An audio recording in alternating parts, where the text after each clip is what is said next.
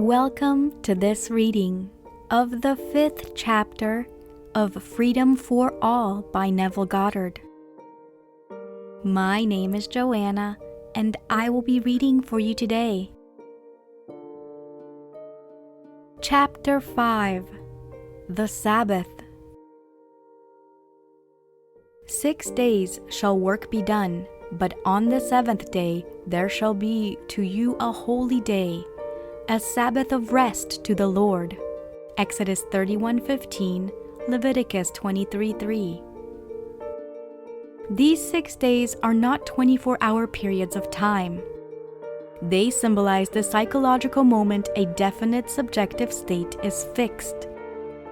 These 6 days of work are subjective experiences and consequently cannot be measured by sidereal time.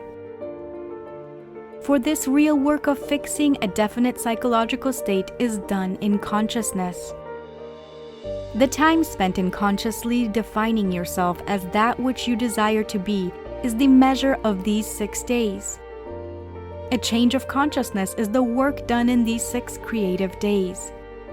A psychological adjustment which is measured not by sidereal time but by actual subjective accomplishment.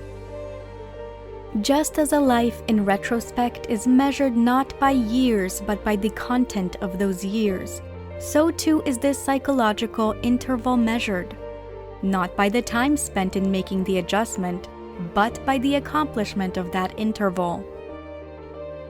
The true meaning of 6 days of work, creation, is revealed in the mystery of the Va, which is the 6th letter of the Hebrew alphabet and the 3rd letter in the divine name, Yod-He-Vav-He.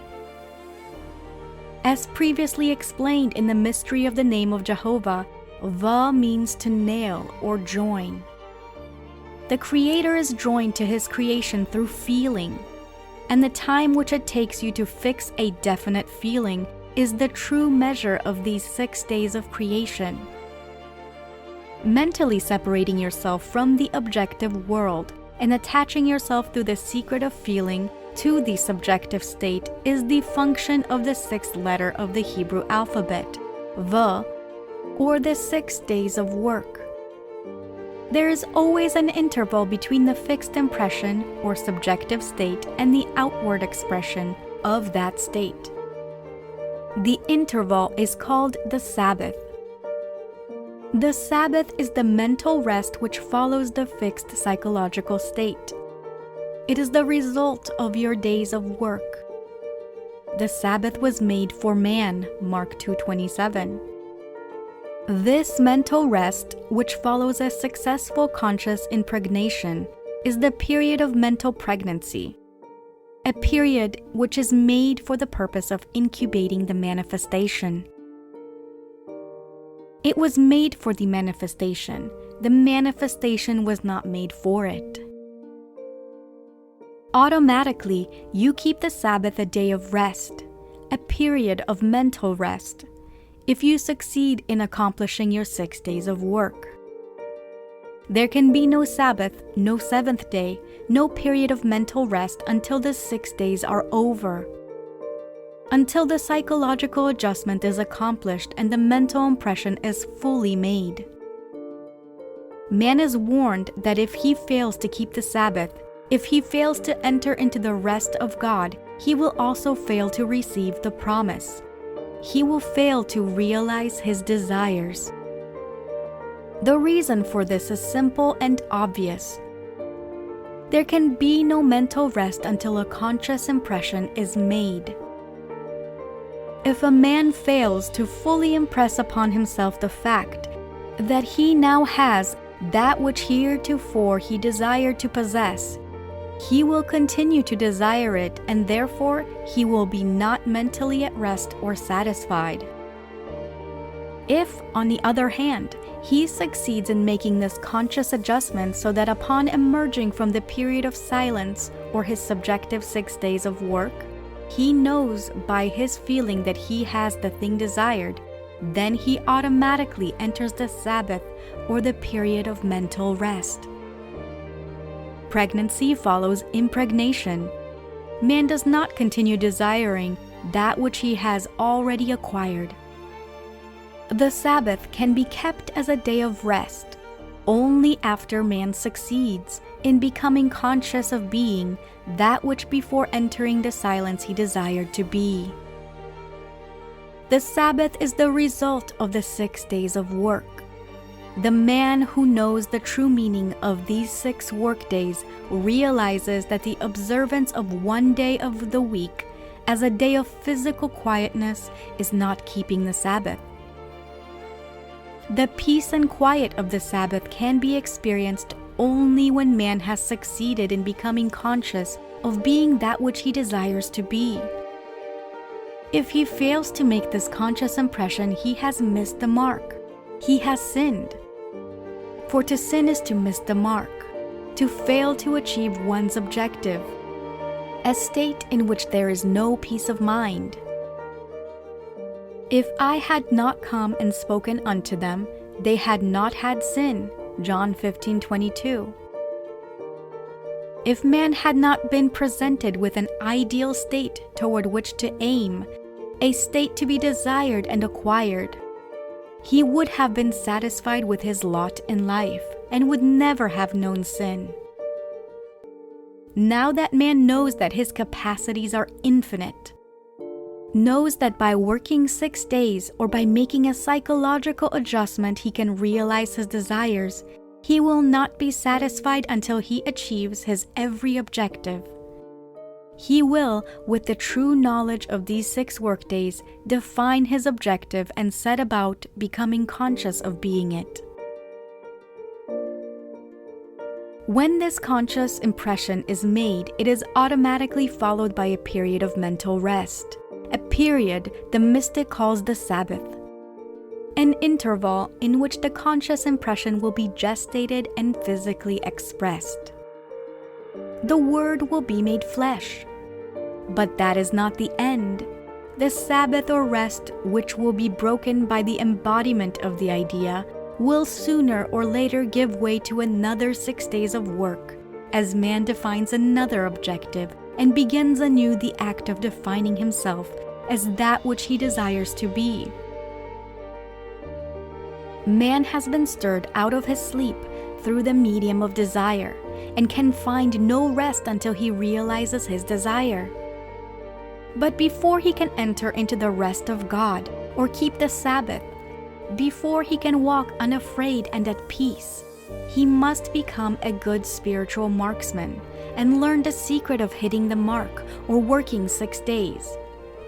The secret by which he lets go of the objective state and adjusts himself to the subjective. This secret was revealed in the divine name Jehovah, and again in the story of Isaac blessing his son Jacob.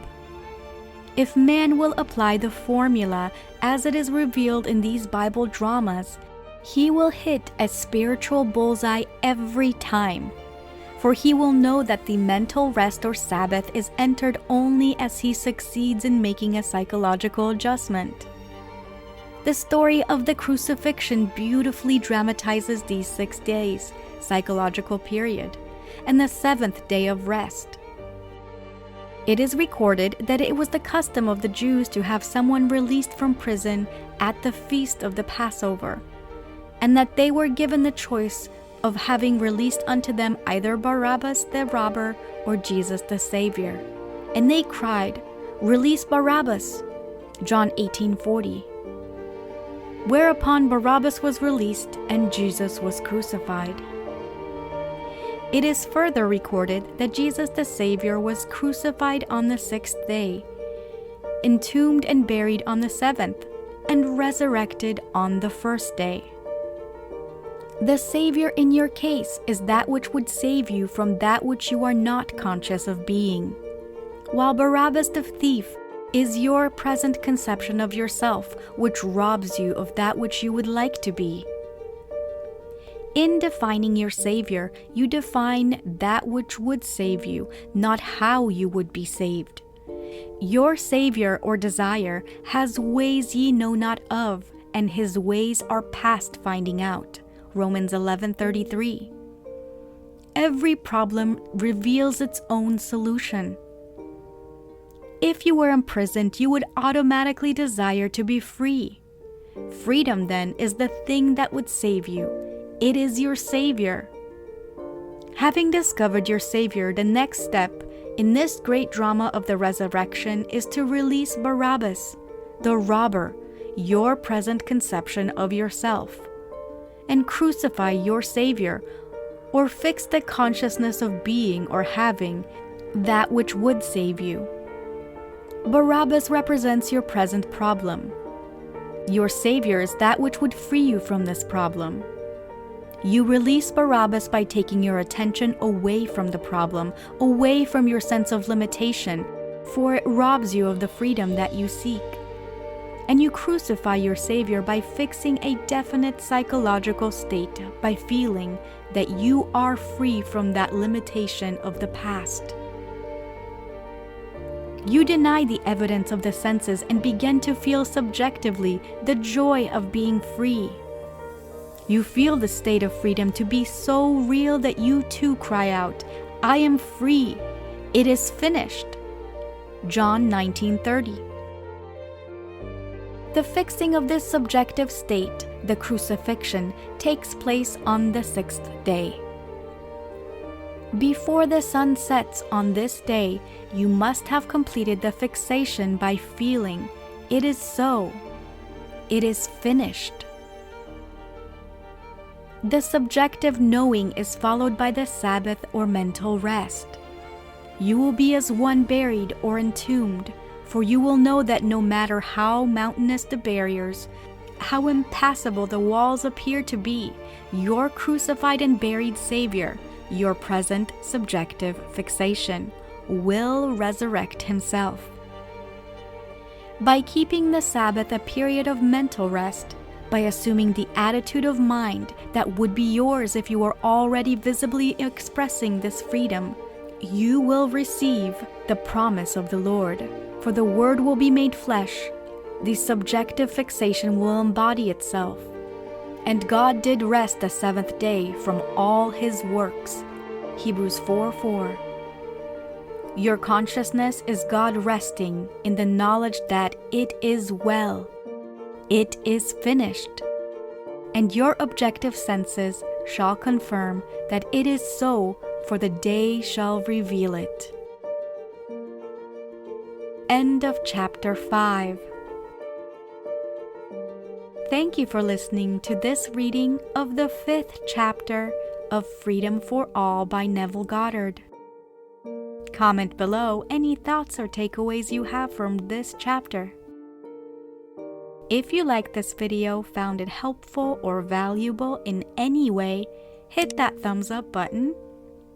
And if you're new to this channel, don't forget to hit that subscribe button and the bell notification icon to get notified every time I upload a new video.